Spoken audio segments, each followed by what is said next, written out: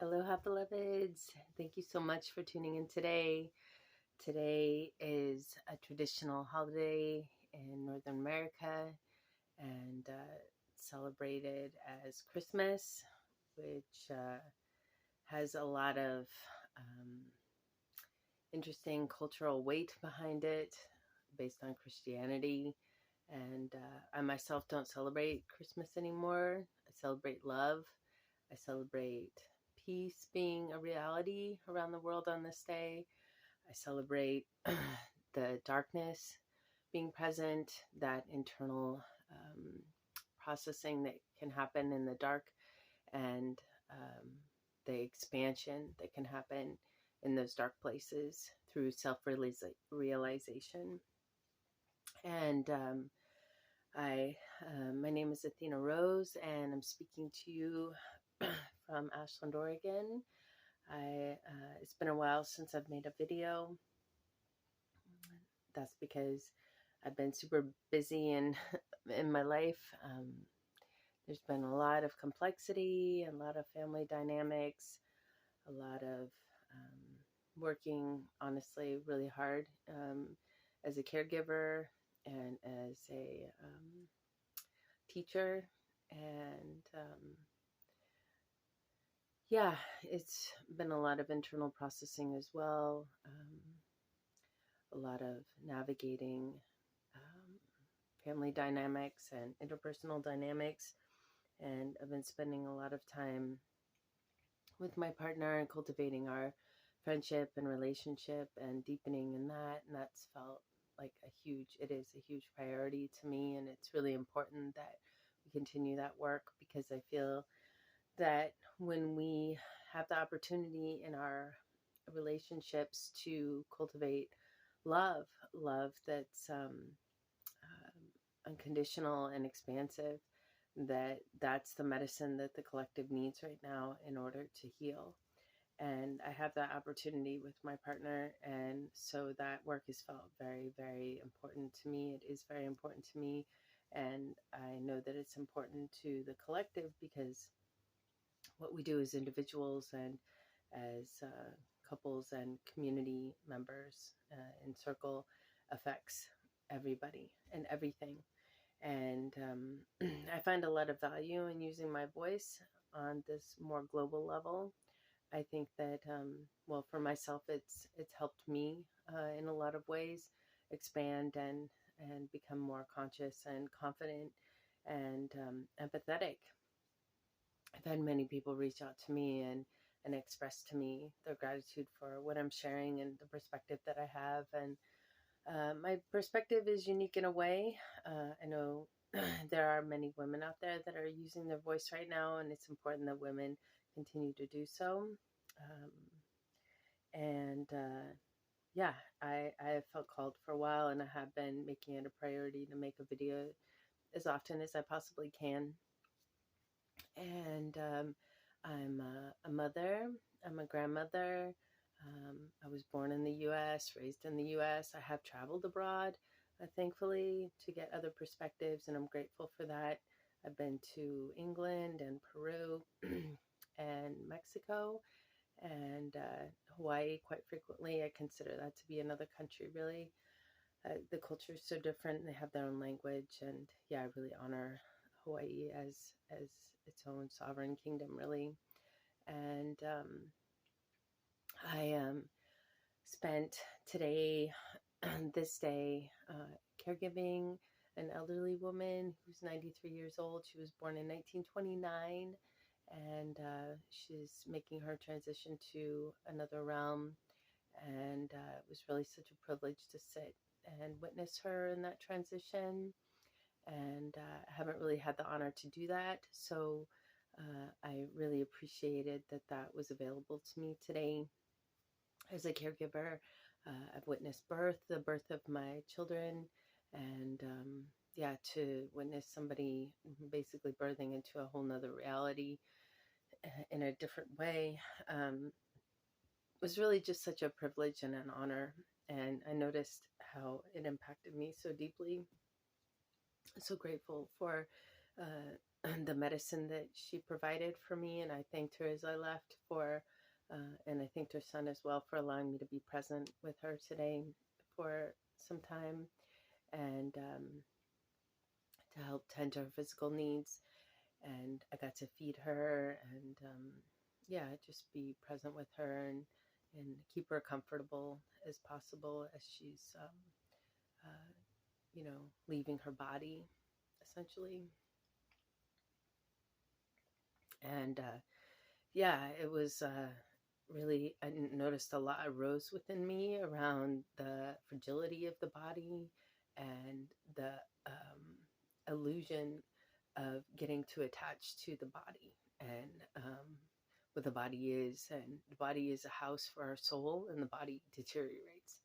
And what you look like right now when you're 93 was much different than what you look like right now. Not sure how old you are, but yeah, I noticed that arose within myself. And what my body looks like right now will not look like this when I'm 93. And I know that that's logical, but when you see it, when you see pictures of somebody that looked a certain way, you know, 20, 30, 40 years ago, and then you see them now, you're like, wow, yeah, the body stores a lot, takes a lot, it breaks down. It's, you know,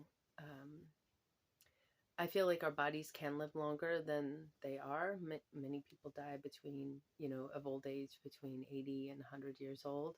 But I feel like if we take good care of our bodies, we can actually live a lot longer.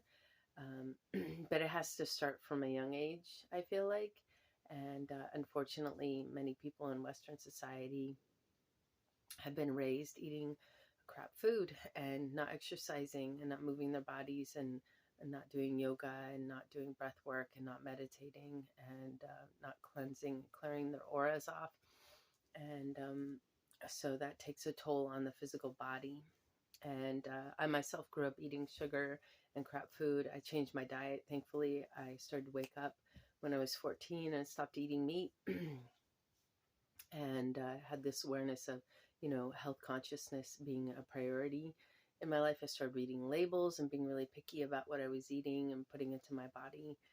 And so yeah, I thankfully, I feel like my body is doing pretty good at this age. I'm almost 47, and I spend a lot of time. I spend a couple hours a day, most days, at the gym, and I drink a lot of good water, and I take vitamins, and I eat vegan, and I spend time outside, and I get plenty of rest, and I listen to my body, you know, and I don't expose myself to programming on TV and things like that that says that I need this, that, or the other thing to be healthy, and just all that the convoluted messages give a person, um, and confuse people as to what real health is, and what they really want. So that's the other thing. Exposing yourself to media will convolute your thinking, and you won't be able to listen to your body the way you should, because you're getting all these programming, all these messages coming at you all the time. Buy this, eat that, take this, blah, blah, blah, you know, go here, go there. So we have to listen to ourselves. We have to, it's individual for each one of us, what we're meant to do with our bodies, and what we're meant to put into our bodies, and how we're meant to move our bodies. And I was feeling into that today. I've been noticing at the gym that so many people come to the gym with their phones, and they spend a large part of the time looking at the screens there, the television sets, and their phones, and they're not allowing themselves to have a distraction-free opportunity to tune into their bodies as they move them and lift weights, and get some exercise on the cardio machines, and do yoga and whatnot. Yoga changed my life. I started doing yoga about 12 years ago.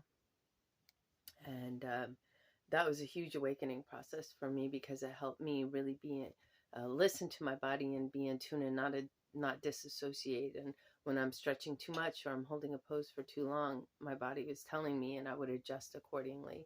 And so I feel like that's something that's happening in the gym, is when people are not attending to their body, and they're distracting themselves with media then they're not listening, and they may be pushing themselves too hard and they may get injured. Or they may not be pushing themselves hard enough and they may not be getting the benefits that they're looking for. So yeah, that's my 2 cents on that. Yeah, I just want to encourage you all, take good care of your bodies, and stay away from sugar. Sugar is a drug. Sugar is a poison, and I stay away from sugar. I eat fruit, but I don't consume sugar, especially processed white sugar, cane sugar. All cane sugar, even if it's organic, is not healthy. It's a poison. It's a toxin, and it's addictive. And yeah, that will deteriorate your health very rapidly. And yeah, I just want to encourage you to get outside, even if it's winter, even if it's cold, even if it's raining and snowing. There's no real excuse for putting on some warm clothes and getting outside and exercising and moving your body and breathing fresh air. And yeah, I'm really grateful for my life. Grateful for the opportunity to be in service to myself first and foremost, and to others in my life, to my beloved, and to my family, and to community. And I welcome any questions you may have about what I've shared today, any reflections. I offer counseling, nutritional counseling, herbalist advice. I'm an herbalist.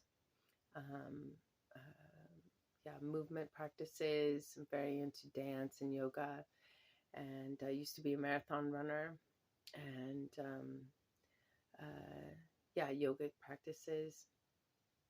There's so many good modalities out there that have been hidden from us, like urine therapy, and another practice called Kariza, which is a form of sexual practice that you refrain from orgasm, and that helps you retain your life force more effectively. So we're not releasing life force through orgasm. And yeah, I'd be happy to talk to you about all these things and about Reiki. I'm a Reiki master, and I practice Reiki on almost a daily basis. And Reiki is a form of energy healing, and it's something you can do to heal yourself, to heal your own body, and to align your cells with optimal health and with love, universal love. So may this message find you well. Thank you so much for tuning in. I hope you're having a beautiful day wherever you are in the world. I know that most of the world doesn't actually practice Christmas, but we do, or celebrate or recognize Christmas, but we do here in the U.S. and in other countries, and other religious viewpoints. This is not a holy day. But there are many holy days happening right now. And I was reminded of Hanukkah recently. I have many Jewish friends, and they've been sharing with me their Hanukkah traditions, which is really beautiful. So yeah, blessed day, blessed holy days. And I hope that you're feeling really good in your body and really well and at peace. And I just want to send a blessing out to the world for optimal peace and health, optimal health and peace and harmony and alignment for all beings all around the world right now. And may those folks that are feeling trapped, maybe in jail or in hospice or in hospitals or in some kind of constrictive environment, may they feel that peace and harmony within their body, within their mind, wherever they are. And may they hold on to that vibration and hold that vibration for all the world. And yeah, just want to send that blessing out through this medium, through this vehicle, through YouTube. And thank you all so much for tuning in. And thank you for blessing yourself through exposing yourself to conscious teachers and media, and for making good choices that will ultimately help you live a long, healthy, beautiful life full of optimal health and wellness in every way. Aloha.